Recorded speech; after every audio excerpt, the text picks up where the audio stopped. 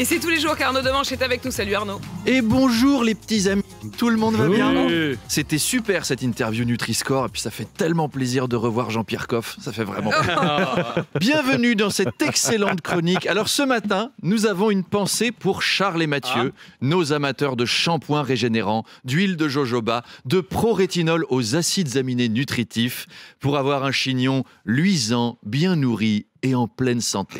Car, on en parlait hier dans la matinale, les coiffeurs sont en colère contre les barbiers qui font des coupes à 10 balles, concurrence déloyale. Donc les coiffeurs vont manifester à Paris le 30 juin avec des pancartes, avec des jeux de mots, comme leur salon. Coiffeur en col R. On en veut à l'exécutif. Nos conditions de travail se sont bien dégradées sur les côtés.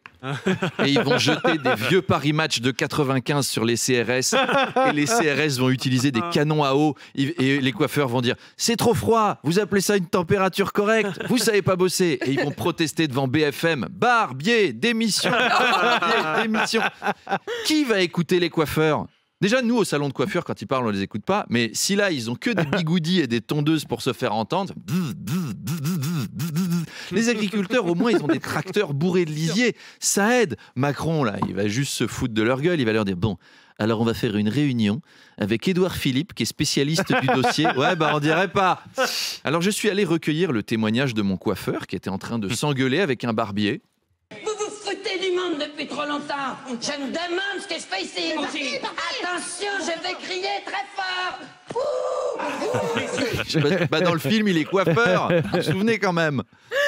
Donald Trump a envoyé la garde nationale à Los Angeles contre des manifestants et des émeutiers. Oui, car il y a un peu de casse à LA. Je pensais pas d'ailleurs que le PSG était aussi populaire en Californie. Regardez, il casse tout. Alors, d'habitude, il s'intéresse qu'à leur sport bizarre. Mathieu Béliard pourrait vous en parler, vu qu'il est américain lui-même et qu'il a fait tout son sport universitaire en jouant attaquant pour les Pasadena Cocksuckers.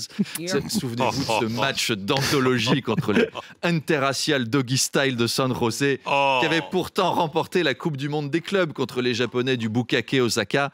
Bref, en vrai, des manifestants californiens protestent contre la politique anti-immigration de Donald Trump. Et il faut dire que la Californie sans les latinos, c'est la Creuse, quoi. Il y a 5 générations, ça appartenait au Mexique, il n'y a pas de surprise. Virer les latinos de Californie, c'est vouloir virer les Bretons de Bretagne, ça marche pas.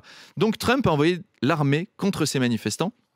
Trump, c'est le genre, quand un bébé chiale, il envoie la bravem, quoi. Des CRS pour le gazer. T'auras une raison de chialer. Ça fait un peu de peine de voir Los Angeles dans cet état. C'est la ville du cinéma, la cité de Hollywood et tout. D'ailleurs, le cinéma français est solidaire. Je ne sais pas si vous avez vu, mais comme le disait un ami de cette rubrique, Dominique Besnéard. Ah, Dominique. Effectivement, mon cœur saigne. L'armée qui a été envoyée dans la Cité des Anges, la ville qui a vu éclore Marilyn Monroe, Greta Garbo, Affida Turner. Il a dit à Greta Thunberg. Il a failli. J'ai failli. Et je suis avec la plus glamour, la plus sensible des comédiennes françaises, Adèle Exarchopoulos, qui veut elle aussi appeler au calme. On t'écoute, Adèle. Ouais, salut gros. Attends, tiens mon kebab. Le bouffe pas, petit FDP, hein, sinon je te finis à coups de batte. Alors Trump, si tu m'écoutes, si tu retires pas ton armée, je t'ouvre en deux, d'accord? Moi j'ai un pitbull, il va faire du canigou avec tes couilles. Oui, merci Adèle, merci Adèle, merci le glamour, merci le cinéma français.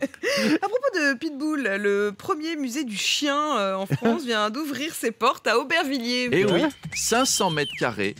500 mètres carrés de chiens en porcelaine, de chiens empaillés, de chiens sur des assiettes peintes ou sur des tableaux en crochet. On se croirait chez une gentille mamie de Bar-le-Duc qui montre toute sa collection à Sophie Davant. Vous voyez un peu? Ouais, très bien. Et on peut visiter avec son toutou. On peut y aller. Ouais, Vincent Bolloré y a été avec Pascal Praud, Philippe Bilger, Sonia Mabrouk. Mabrouk au pied. Non. Et on peut y admirer des toiles du Titien. Parce que c'est un Titien, c'est une vaste en sculpture. Alors, de nombreux people sont venus à l'inauguration. Il y avait Gérard Depardieu, mais qui était très déçu, qui a dit les petites chattes, elles sont où les petites chattes? Ouais, les petites chattes. Et c'est l'occasion de faire un petit quiz. Attention, ce musée existe-t-il ou non? À gagner 2 entrées pour l'exposition Jean-Luc Mélenchon, Histoire d'un Dieu fait homme, qui se tient en permanence au siège de la France Insoumise. Alors, ce musée existe-t-il? Oui. Top, c'est parti. Le musée des malformations du corps humain. Oui. Non. Oui, à Jussieu, Paris-Jussieu. Le musée des frites. Oui. Oui, à Bruges. Le musée du phallus. Oui. Oui. Mais parce que vous ne pouvez pas imaginer, il y a des musées La sur créativité humaine. Donc, musée du phallus, c'est en D'accord. Islande, le Ben musée. oui. Il doit être tout petit à cause Très du bien. froid, d'ailleurs. Oh, Le musée de la bourse. Oui. oui. Eh bien non, Non. c'est un projet Quoi pour vous, Manu. Il faut ouvrir ça. Manu. Il faut ouvrir C'est ça. pas on une va voir annexe le du chiffre. musée du phallus? Le musée des nouilles instantanées. Oh non, oui. ça non. Oui. Oh mais À non. Osaka. Ah oui. Le musée du chignon. Ah bah ça pourrait, c'est RMC. Projet. Eh ben, il y a le musée des cheveux en Turquie. Ah oui. Le musée de la lèpre. Non. Oh. Si, en Norvège. Ah ouais. Oh. Et sachez que l'entrée coûte un bras. Voilà. Allez, Apolline.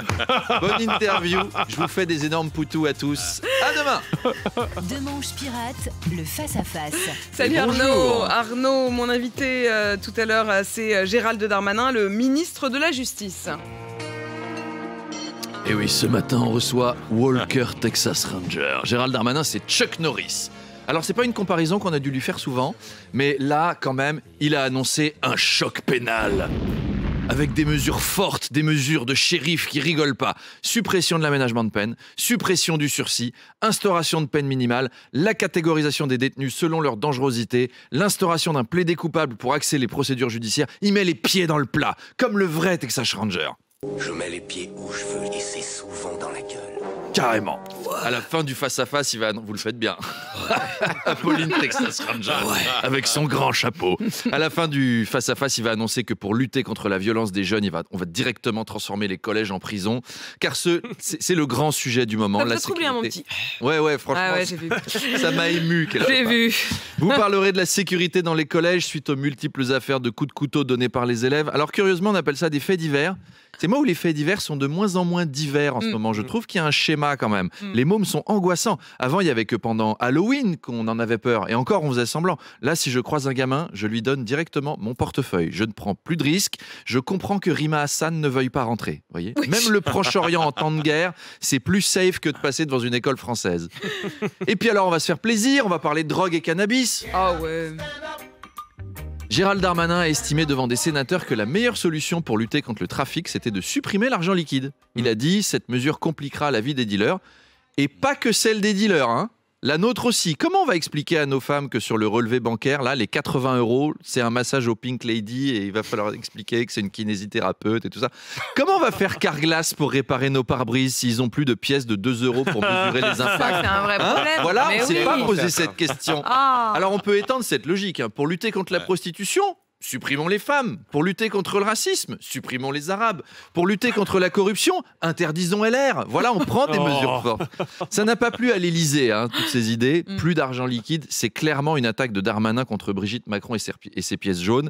Il y a des claques qui se perdent. Allez, rendez-vous avec Gérald Darmanin à 8h30 et demie. À tout à l'heure. C'était Arnaud Demanche. On vous retrouve à 8h20 et en podcast évidemment sur l'application RMC.